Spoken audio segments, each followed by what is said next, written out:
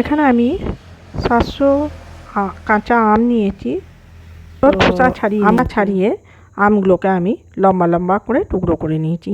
এটা আপনারা লম্বা, চৌকো, ছোট, বড় যার যেরকম পছন্দ আমটাকে কেটে নিতে পারেন। আমে যেন এতটুকু জল না থাকে সেটা খেয়াল রাখতে হবে। তো দেখুন, আমি এখানে এই 3 চামচ মতো তেল দিয়ে দিলাম।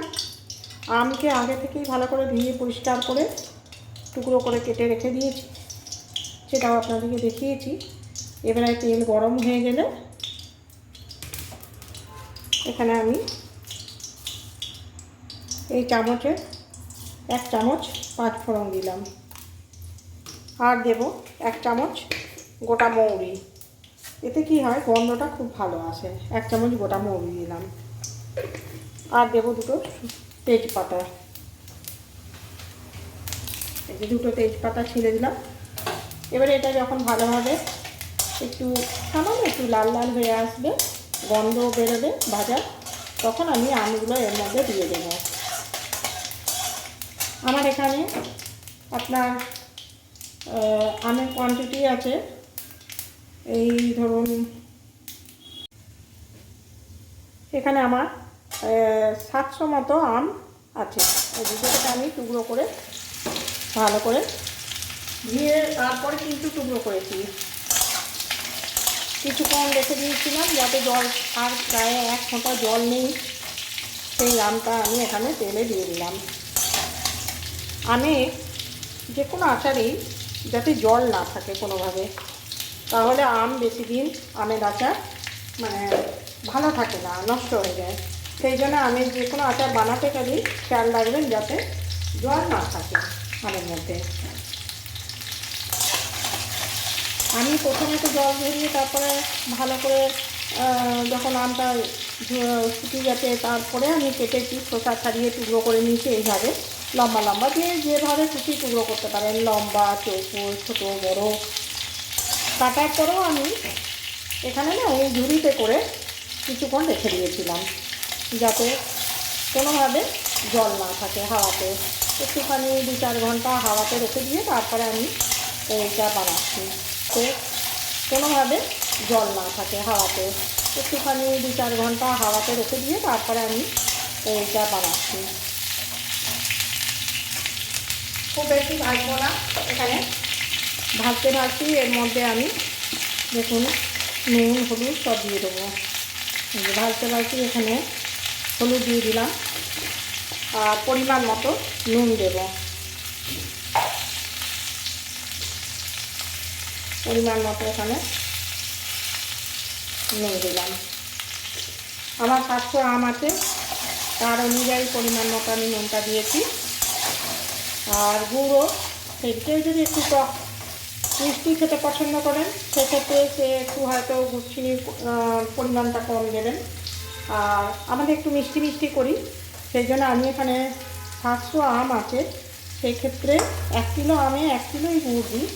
তো প্রথমে 500 গুড় দেবো, তারপর যদি প্রয়োজন মনে হয় তখন আর একটু দেবো, কারণ আমগুলো খুব বেশি টক নয়। এইবার আমি এই যে নুন দিয়ে দিলাম আর হলুদ দিয়ে দিয়েছি। এবার এটাকে ঢাকা দিয়ে একটু একটু করে ভাজবো। ঢাকা দিয়ে ভাজাটা করলে এতে কী হবে, আমটাও নরম হয়ে যাবে। কিছুক্ষণ করে ঢাকা দিয়ে ভাজবো আমি। একবার করে এইভাবে কিন্তু আমটা নেড়ে নিতে হবে যাতে না লেগে যায়। এখানে যে একটু জল জল ভাব বেরোবে এতে কোনো অসুবিধা নেই, কারণ এটা আমেরই জল, আমেরই যেটা জল বেরোচ্ছে সেইটা। এমনি করতেও তো আমগুলো কিন্তু নরম হয়ে আসবে, সেই জন্য এইভাবে বেশ কিছুক্ষণ ধরে এটা ভাজতে হবে। তাহলে বলুন তো আপনারা কারা কারা এরকম আমের আচার, গুড় আম, তেল আম, আম কাসুন্দি খেতে ভালোবাসেন? আমার বাড়িতে তো সবথেকে বেশি ভালোবাসে আমার ছেলে, আমার বৌমা, এরা কিন্তু খুব বেশি রকম এটা ভালোবাসে। তাছাড়া সবাই খায় এবং আমিও খাই বা বাড়ির অন্যান্য সবাইও খায়।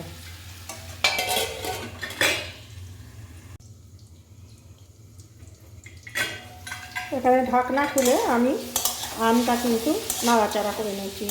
দেখুন আমগুলো কীরকম নরম হয়েছে, এই যে দেখছেন। এরকম করে যদি করা যায় তাহলে খুব সহজেই আচারটা ভালোভাবে তৈরি হয়।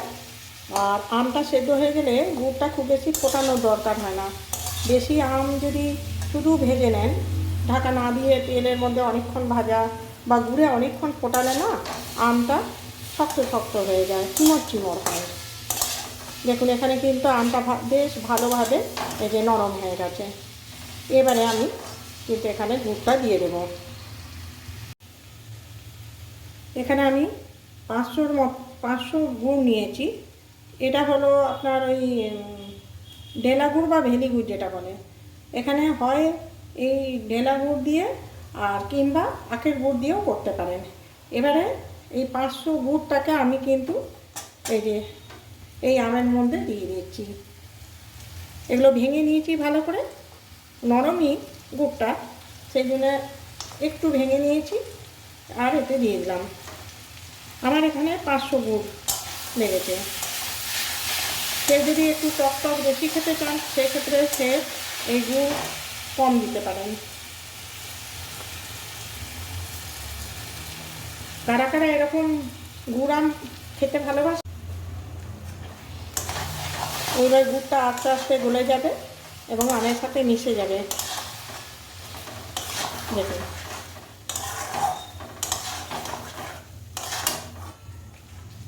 আমার তো আচার বানাতেও ভালো লাগে, খেতেও ভালোবাসি, তবে এখন সেইভাবে খুব বেশি রকম কিছু খাই না, কিন্তু আমার ছেলেরা ভালোবাসে খেতে।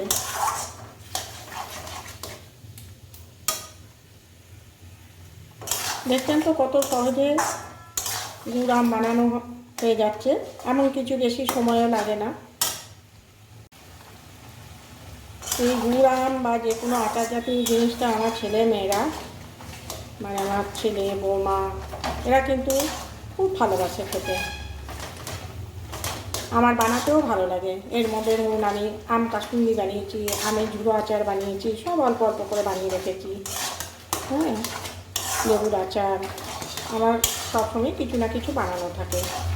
দেখুন এই গুড় আম কত সহজেই কিন্তু হয়ে যাচ্ছে। এই আম যখন ঢাকা দিয়ে আমি ভাজছিলাম সেই সময় একটা জিনিস আপনাদের সাথে শেয়ার করতে একটু ভুলে গেছি, মানে আমার ক্যামেরাটা অন করা হয়নি। তখন আমি ওই শুকনো তাওয়াতে বা শুকনো কড়াইয়ে এই যে এই ভাজা মশলাটা, এতে রয়েছে আপনার 2 চামচ গোটা জিরে, শুকনো লঙ্কা আর অল্প একটুখানি সামান্য 1 চামচ ধনে, সব দিয়ে ভালো করে এটা কিন্তু একটু হালকা ভাজা করে নিয়ে তারপরে গুঁড়ো করে নিয়েছি। দেখুন গুঁড়োটা এরকম হয়েছে। এটা কিন্তু খুব মিহি গুঁড়ো আমি করি না, এটা লাস্টে নামাবার আগে দিলে খুব ভালো গন্ধটা হয়।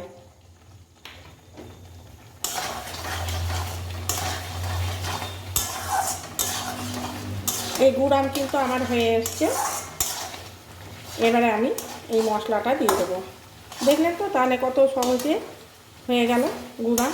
ওই রকম করে ঢেকে যদি ভেজে করে নেওয়া হয় তাহলে আমটা নরম হয়ে গেছে সহজেই আর তাড়াতাড়ি হয়েও গেল। এইবারে এই মশলাটা যেটা ভাজা মশলা করে রেখেছি সেটা আমি এর মধ্যে দিয়ে দিলাম সবটা। এতে গন্ধটা খুব সুন্দর হয়। আর মৌরিটা আমি গোটা মৌরি আগেই ফোড়ন হিসেবে দিয়ে দিয়েছি, সেই জন্যে শুকনো যখন ভাজা মশলা করেছি তার মধ্যে কিন্তু আমি মৌরি দিইনি।